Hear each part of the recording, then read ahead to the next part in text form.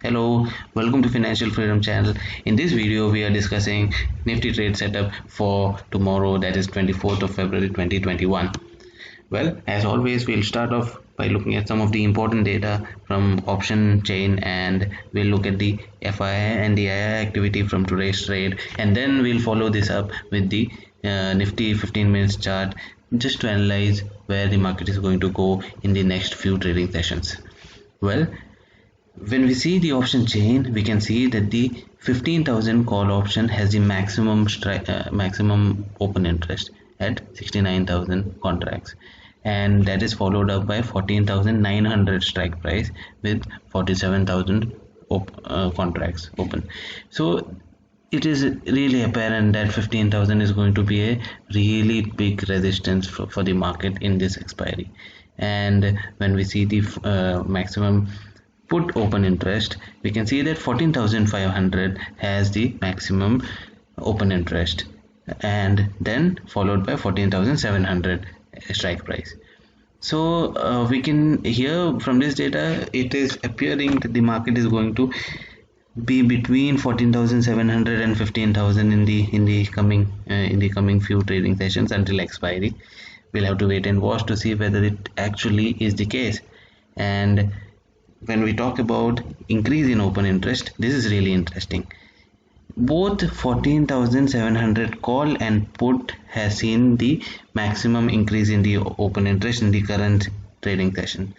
So this is also an indication that the market is going to be range bound in the next few trading sessions. We'll have to see and analyze whether it is indeed going to be the fact, because normally in the last week of a trading session the market is seldom range bound.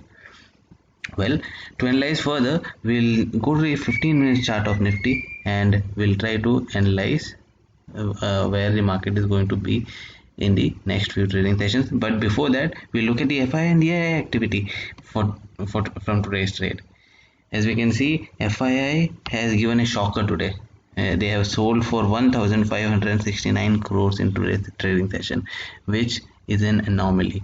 They have been buying in huge quantities since the last few months, and today they suddenly decided to sell. I don't know what happened with them today. And whereas DII, they have decided to buy today. So they have switched their roles in today's trading session. They have bought 216 crores in today's trading session, which is also an anomaly. They are used to, we normally see them selling in the past few months. It would be really interesting to see whether this trend is going to continue.